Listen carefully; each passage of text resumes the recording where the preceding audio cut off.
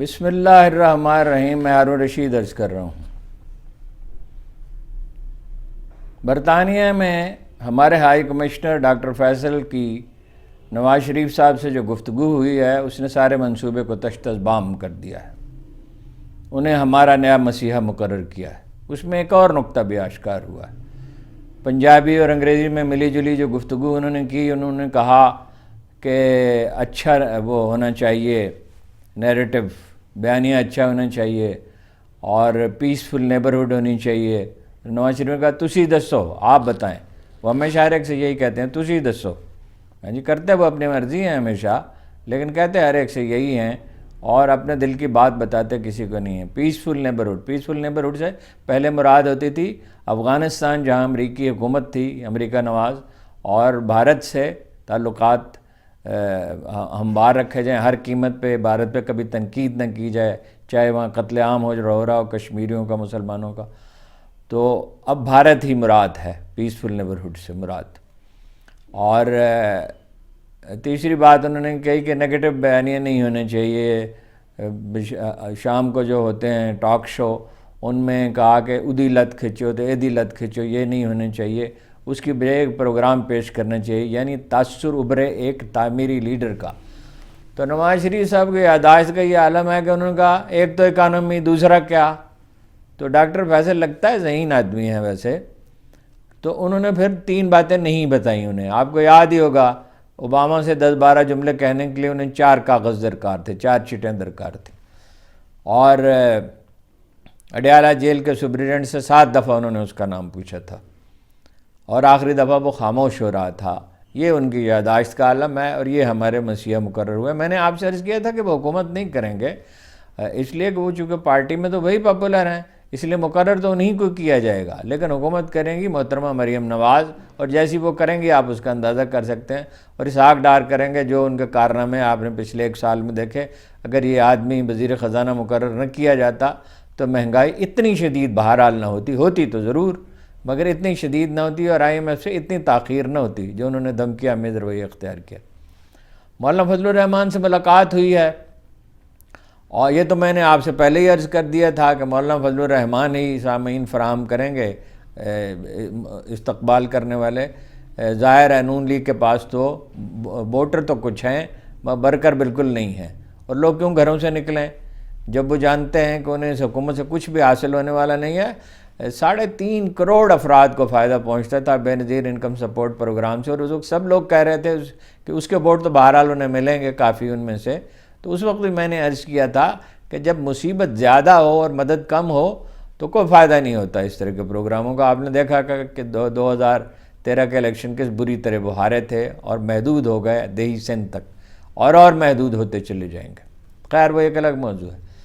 تو مولانا فضل الرحمان کے لوگ جو ہیں غالباً ان سے یہ فرمائش کی گئی ہے، اطلاعات یہ ہیں کہ وہ جھنڈوں کے بغیر آئیں، لیکن اس کی تو پھر وہ نقد داد چاہیں گے، فوراً تھپکی چاہیں گے اس کی، جس طرح کی تھپکی انہیں ملنی چاہیے، اور بالکل ہی بغیر جھنڈوں کے بھیجیں گے تو پارٹی میں تنقید ہوگی، اس لیے کہ یہ وہ پارٹی نہیں رہی جمعیت علماء اسلام۔ اس میں سے بہت سے لوگ اسے چھوڑ گئے اور باقیوں کو موقع مل گیا ہے کہ کچھ ووکل ہوں، تو وہ پارٹی کا نام و نشان مٹانے کی اجازت نہیں دیں گے۔ اس طرح سے مولانا فضل الرحمان اب ڈکٹیٹر کی طرح پارٹی نہیں چلا سکتے مکمل طور پہ، اگرچہ اب بھی منمانی کرتے ہیں، اپنے خاندان کے لوگوں کو نوازتے ہیں۔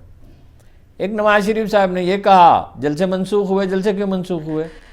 لوگ گھس جاتے ہیں PTI کے اور نون لیگ کے مخالف، اور کچھ لوگوں کو انٹرویو کر لیتے ہیں کہ ہم تو بھائی کھانا کھانے کے لیے آئے تھے، ہم ووٹ انہیں دینے والے نہیں ہیں۔ اور مجھے اندیشہ ہے کہ ان کے جلسوں میں بھی یہی ہوگا۔ میں اس کے حق میں نہیں ہوں۔ پرامن جلسے ہونے چاہیے، ہر پارٹی کو مکمل آزادی ہونی چاہیے۔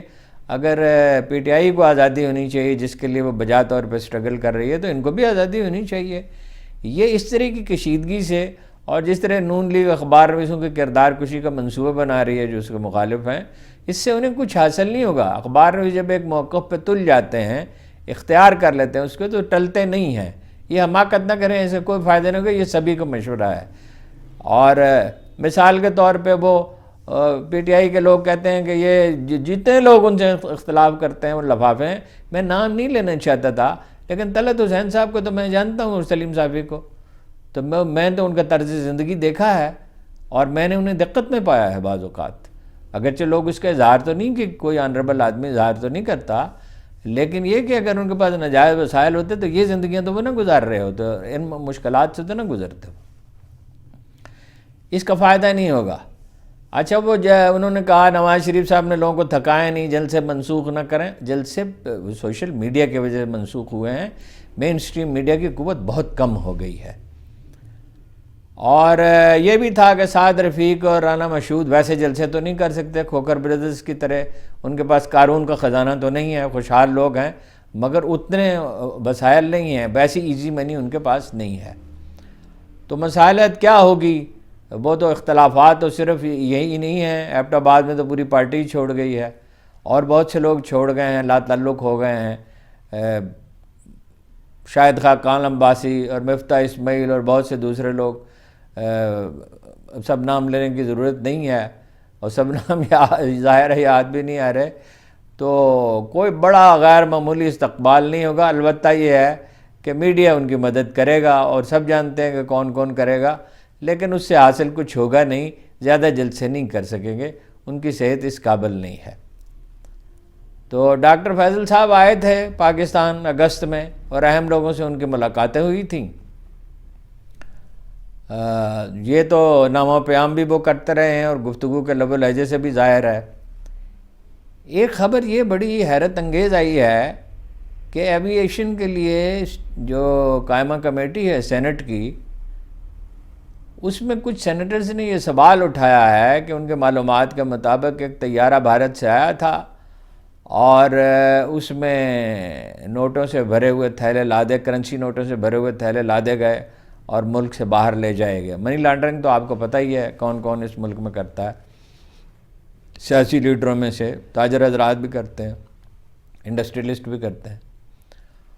تو وہ اس پہ عیسیٰ نقوی صاحب نے یہ کہا ہے کہ ان کے پاس کچھ معلومات ہیں اور وہ ان کا اطمینان ہو جائے ان معلومات پہ اور پوری معلومات مل جائیں تو اس پہ بھی لاگ کریں گے۔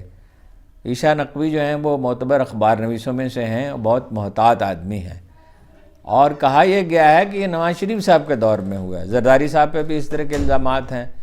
اب اگر کوئی تحقیقات ہوگی تو پتہ چلے گا۔ آخری بات میں وہی کہنا چاہتا ہوں کہ جو حکومتیں عوامی تائید نہیں رکھتی، جن کی منطقی اور اخلاقی بنیادیں نہیں ہوتی، جن کی مارل اتھارٹی نہیں ہوتی، وہ حالات کو نہیں سنوار سکتی۔